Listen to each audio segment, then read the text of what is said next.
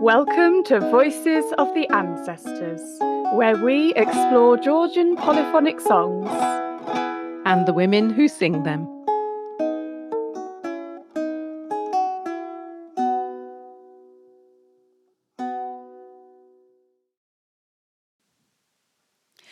Hello and welcome to Voices of the Ancestors with me, Holly Taylor-Zuntz.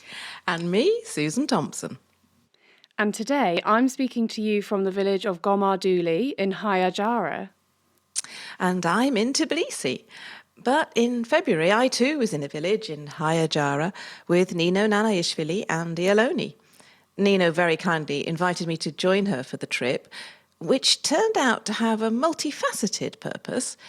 One element was to film a sequence for the Library of Congress in America, for their homegrown concert series.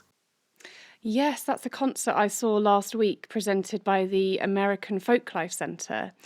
And they said the concert would be posted online on the Library of Congress YouTube channel, and it's free. So if you want to see the concert, the link will be in the show notes and on our website. But Susan, you said that the filming was only part of the trip? Oh, yes. Nino was also very excited to meet with the elders from any singing families, and she'd been desperately waiting to go up to Ajara for ages to meet with 90-year-old P'at'i Tapaladze, and she'd been waiting for months to see her and meet her, but the pandemic had got in the way. And as you know, for ethnomusicologists, meeting with the elders of singing families, they're just golden moments. So, do we have podcast guests today? Well, kind of. Do you remember how on our live episode, we were chatting with listeners about who their dream guests would be in 2021? And I said something like, oh, my dream guest would be someone steeped in folk song that I don't even know exists. Well, you have to be careful what you wish for, because thanks to Nino, I met P'at'i Tapaladze and her daughter Eteri Dachidze, and that's the story of this episode.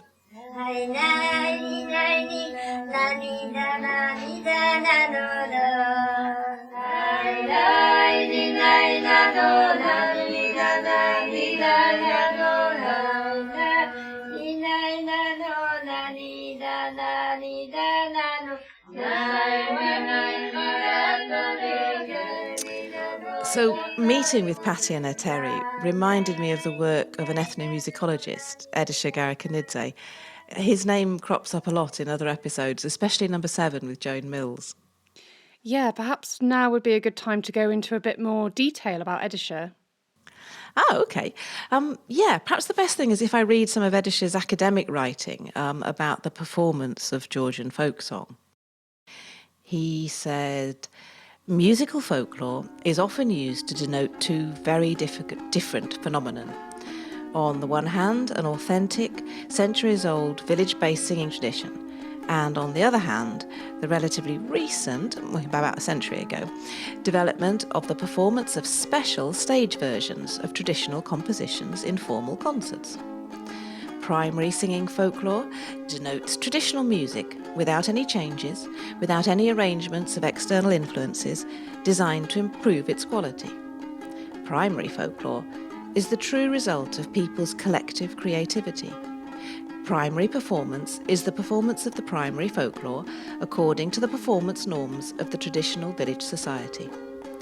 The terms secondary folklore and secondary performance designate conscious or unconscious changes at the primary or authentic norms. Okay, so what he's saying is that people were trying to differentiate between authentic folk singing and performance on stage. ჩემი პროფესია განაჯალა მოსელი და ცეკვა თამაში. Yes, and that was P'at'i introducing herself. We asked her to say her name and her profession, and she said something like, my profession is to work in the fields, to work with cows, to dance and to play. And then she jokes, I have a lot of professions, so when I have guests, to look after them is also my profession. I felt the next words of Edisher were sitting before us. Folk song is an inseparable part of village life. The whole life of a person in a Georgian community from crucial moments in life to everyday existence, was accompanied by singing. Oh, wow. And that's the whole concept that I understood behind Ialoni's film, dawn to dusk. And in fact, Ialoni actually means dawn, doesn't it? Yeah, that's right. So in the live episode, we were talking about working with translators. Did P'at'i and Eteri speak English by any chance? I wish. No. So you're going to hear a bit from Nana Mzhavanadze, who speaks both English and Georgian, and has been filming Ialoni for many months for her own project. But perhaps it's best if I start at the beginning, when Nino first suggested going to Ajara. Yes. So back in January, it's the idea of going to a village in High Ajara from Tbilisi to meet with elderly singers. Oh, it seemed enticing, but full of uncertainty. The trains and coaches to Batumi were not running. The road conditions up to the village were unknown and very weather dependent. There were many practical questions. What size vehicle would we need? How long would it take? 7 hours or 9 hours? Did we need a local driver and a 4-wheel drive transport to get from Batumi to the village? Could we get there even in daylight? Wow, it sounds like a larger version of the arrangements it took to get me and just one other person up to Gomarduli. Yeah, I'm sure listeners who've travelled in Georgia will relate. So Nino had been ringing Eteri every day in the months before the trip to be sure the family and P'at'i were confident to meet and host the group. Then, with a week to go, she heard that a neighbour in the village had tested positive for corona. Oh no. I know. I was sure Nino was going to say the family didn't want to go ahead, but I was wrong. So we left Tbilisi in a minibus at 7 a.m. with 6 of Ialoni. Nino and Anna had gone ahead the day before so she could meet the family and give them time to get comfortable before we arrived. And the drive to Batumi was mercifully uneventful. After a brief stop to walk on the beach and stretch our legs, we set off up the valley into the mountains. The journey up to Shuakhevi was fairly straightforward. But after that, our driver Levan, he had to stop so many times. Whenever he saw a group of boys, he would stop, wind the window down and call to them and ask for directions. There was a point on the journey when the road sort of went in a Y shape, and we could actually see a sign with the words to the village we were going to. But it looked like it was pointing uphill, but uphill, that was an unmade road. It was a muddy track. Whereas downhill, it was still the metalled road. And Levan's phone was convinced we wanted to go downhill. He was following a sat-nav. But he stopped and he'd rung up Nino, and Nino asked around, and she said, no, you take the upper road. So you could tell how concerned he was, because he'd never driven in that high above Shuakhevi before. So we set off up this muddy track. And the number of times we stopped after that increased. There was a point when there was this small group of boys. There must have been only about 6. But they were certain that we were on the right road, going the right way. So we carried on and we carried on. It was getting darker, and we saw this row of flags in the distance, and I thought, oh, great, we've got to our destination. But no, we'd got to the village ethnographic museum and another stop to speak to an old gentleman, a batonneau, and he sort of was much arm waving, and it's like, oh, we've got to go all the way round the valley and along a bit. So we drove on, I don't know, it might have been another quarter of an hour after that. And then finally we stopped by this stream. And that was it. We could go no further in the van. So we all got out. And it turned out somebody had been sent to meet us, someone called Nodar. So we unloaded, and we then had to carry all our belongings along this track. And for the Ialoni singers, this meant carrying all their costumes, carrying a chongari, some apples, a cross, suitcases. Not easy. And we were sort of walking along this stony track, and it was dusk. And then the track turned to snow, and then the track went under some trees, and then you could just about see a house. Because although we were in a village, it's not like an English village where you can sort of see house by house by house, all in a sort of cluster. They're all very spread out. So, when we were walking along, we couldn't see any other houses. And I think Phil was sending messages to Nino every few minutes, going, we're under trees now, or we're on snow. Are we going the right way? So when we saw this house, we were getting very excited and thought, our destination. But no, as we got closer, it was unlit. there was a painting on the side of it, which was in the dusk. I had no idea what it was. And then it actually got dark and we had to turn the torches on. So with snow crunching underfoot, I was chatting with Lika from Ialoni, and it turned out she was from Soneti. So then I understood why she just seemed so comfortable walking in the dark in the high mountains. We got out of the trees and we could see these twinkling lights of a wooden house. And that was our destination house, fortunately. And another one of the Ialoni singers was saying, she was so curious to know how P'at'i and her family lived in this remote village. So it must have been about 12 hours after we'd left Tbilisi when we arrived, and we were tired but excited. And those twinkling lights of the Dadshidze family home, the door opened and we walked straight into a room with a long, laden supra table.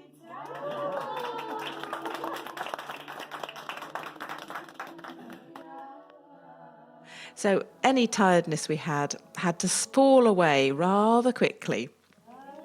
As we were introduced, there was almost like a welcoming line, a greeting line of people with quizzical faces. You know, Nino was there to welcome us, and Eteri was there, and her sister Vardo, and her brother Avdandil. At that point, I didn't know anybody's name. It was just, a sea of faces. Who are all these people? So, they did us proud. We had such a extraordinary supra. I mean, if you can imagine, this is a family that is used to entertaining and having visitors, and this was the first supra they'd had in 12 months because of the pandemic. So there was singing, there was dancing and poetry and toasting and eating.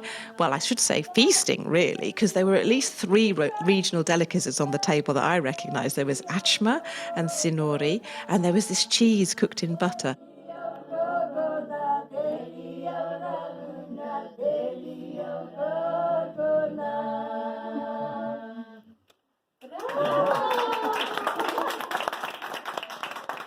And you might think that was the sort of evening that would go on, but because we all knew we had to get up the next morning to start filming so that we could catch the dawn, because Ialoni means dawn, it was actually quite an early night, I think.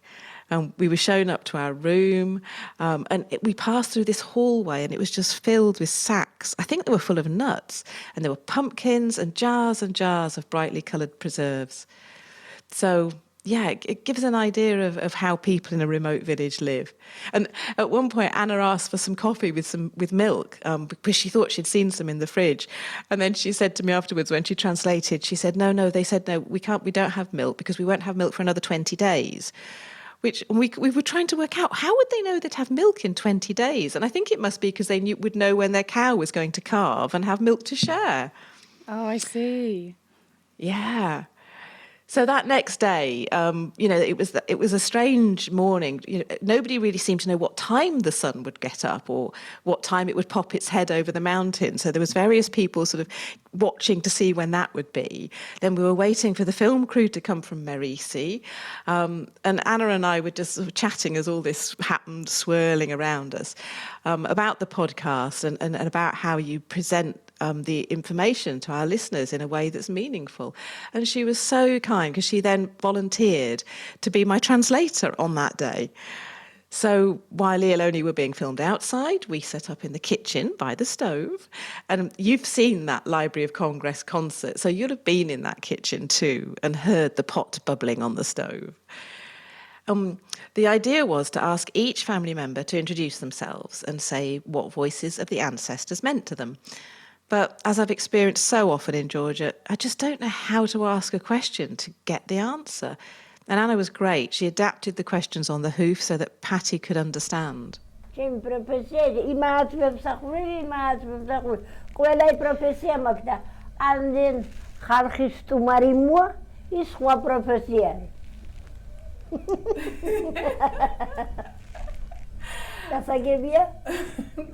understood a little here and there. And the minute Anna mentioned voices of ancestors, P'at'i started to sing. Tadali dali dalla dolla dali dali daldo. Tali dali dalla dolla dali dali daldo. I tried a different version of the question with Eteri, referring to the travellers and the old songs from Joan's episode. This approach was more fruitful, as Eteri told us about her work as a teacher. She showed us some videos where she was teaching 20 or more children, all sat in a semicircle and learning together to play the panduri or chonguri.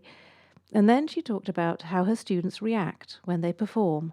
და ეტყვით რომ რამოდენიმე სიმღერა ბავშვებთან რომ გავაკეთე, ხშირად ბავშვებიც ინტერვიუშიც ამობენ, ამასთან ხდება მომენტები რომ აი ცრემლი მოსდით ბავშვებს სიმღერაში და რატო ტირის არ იცის თვითონაც, ანუ იმდენად გულიდან მოდის ეს ემოციურად მღერიან რომ ყოველთვის რამოდენიმე ბავშვი მყავს ესეთი რომ Oh, that word thremli, I think it means tears. It's wonderful. It's almost onomatopoeic.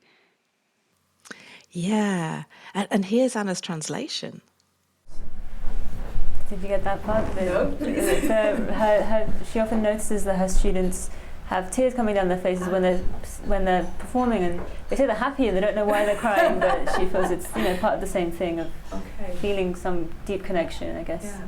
მეც მაქვს სხვათა შორის ეხლა გუშინ ეს ვარიანტი რო იყო რაღაცნაირად სიხარულის ამაყუჩებელიც არის რაღაცა ემოციით დატვირთული აი მაგალითად აი ისეთი როცა მღერივად რაღაცა ძალიან გულითადად და რაღაც იმ დროს მოდის რაღაცა ემოცია რომ აი იგრუზები და რატო არ ვიცი ესეთი არის. Yeah. She's saying yesterday she felt it as well, the same kind of overwhelming feeling, but more of a joyful feeling, I think she said. Yeah. So we heard from P'at'i and Eteri how P'at'i had passed on her love of music to her children.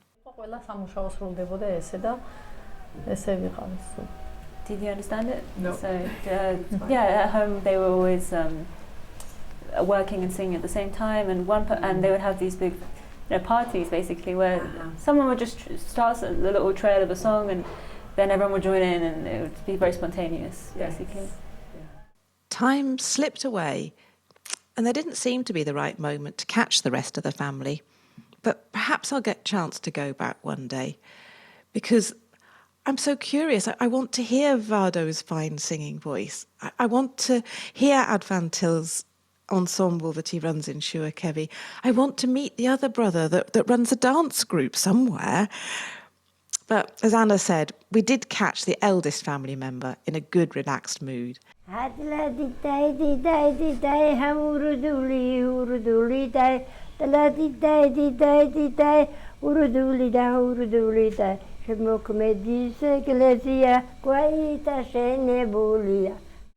the last question that Anna put to P'at'i, it was gold. բոլոր რაღაცა, ანუ შეკითხვა არ არის ზუსტად, მაგრამ უფრო ის არის რა, რაღაცა შევიმჩნია, რომ აი ამ სოფლებში ხარ რომ მიდიან ქალაქში, თბილისში მიდიან და აღარ არის იმდენი ხალხი და ესეთი გარემოა შეცვლილი და ამიტომ ვფიქრობ, რომ ძალიან ძვირფასია ეს. რაღაცნაირად რომ შეინარჩუნდეს, რომ მერე იქნებ დაბრუნდნენ რა, ანუ იქნებ გამოცოცხლდეს ეს. So Anna said, as I see, it's not a lot of people in the villages now, and maybe if you save these traditions, do you think people will come back? And this was P'at'i's reply. ჩვენ ტრადიცია შევნარჩუნებთ. ჩემ წინა პარს მადლობას გადავხდი, რომ მე გევზარდე იმ მშობლის სახელ არ შევარცხმე. So I think what she's saying is, I'll be proud of or grateful for my ancestors for what they passed on. And she didn't lose their traditions, so she can see them face to face and go to the cemetery proudly because she knows they're happy that their lifestyle and traditions were saved. Oh, it's been so wonderful hearing about P'at'i and Eteri, and it just makes watching the beautiful Ialoni concert even more special. Thank you, Susan. Oh, that's a pleasure. But, this isn't the end of the story. Remember, this trip had a multifaceted purpose. Well, We returned to Batumi, and then the very next day we went to Ozurgeti to meet with another elder of a singing family, Rebuli Mzhavanadze, so Nana Mzhavanadze's uncle. It was a total delight to hear him sing with such quiet freedom. We met him in a park beside a road, so good for the pandemic, but not the best conditions for recording. But here's a little snippet of him singing Baton Nebo with Ialoni to whet your appetite for our next episode, where we hear from Nana Mzhavanadze, Rebuli, and his daughter.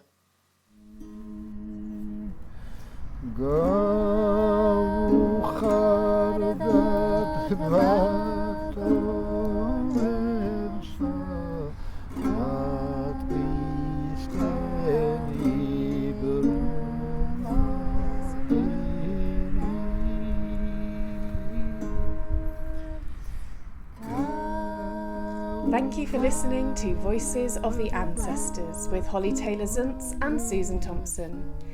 Thank you to all the people who made this episode possible, especially our guests P'at'i and Eteri, and Johnny Darifi for sound production, as well as Nino Naneishvili and Ialoni, Anna Arjaparidze, and Leo and Marina de Cristoforo. And thank you to our listeners and our supporters on Ko-fi. Our monthly Ko-fi subscribers will have access to behind-the-scenes photos and videos of the trip, so if you're intrigued and you want to support us, you could go to our website, voicesoftheancestors.co.uk, and click on the coffee cup. While you're there, you'll also find a transcript of this episode and all our episodes. Music was by Ialoni, Eteri P'at'i Tapaladze, and Rebuli Mzhavanadze. Bye for now.